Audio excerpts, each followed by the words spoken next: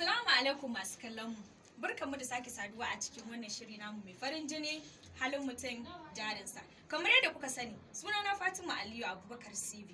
Wannan shiri ya kutsa lungu sako ya zakulo mana wani babban jarumi. Wannan jarumi da muke faɗi ba kowa bane, wato Usaini Buba baban Yusuf, immigration officer. Abin da ya sa wannan fili ya je ya bankaɗo shi saboda halayensa. Shi ya sa muka ce za mu saka shi a cikin wannan shiri, shi ma mu nuna ma duniya, wato a koya daga gare shi.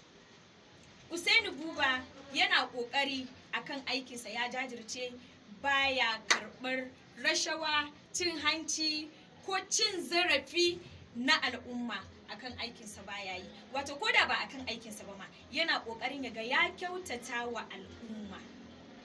Baya son damuwa, baya son ya ga al'umma cikin damuwa, balle ta bangaren aikin shi. Kuma ko da ba bangaren aikin shi ba, yana kokarin ya ga ya kare haƙƙin al'umma. Baya son cin hanci, baya son rashin, kuma baya zama da me yi.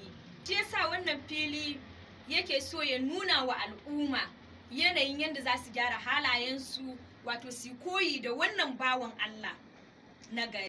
Usaini Buba dai kamar yadda kuka sani, yana da tausayi, yana da kulawa, baya son ya ga mutane na cikin damuwa. Yana ƙoƙarin ya ga komai yana bin komai daki-daki. Jama'a ku biyo mu, za ku dinga kallon wannan shiri ne a cikin Farin Gida 24 YouTube. Na bar ku lafiya.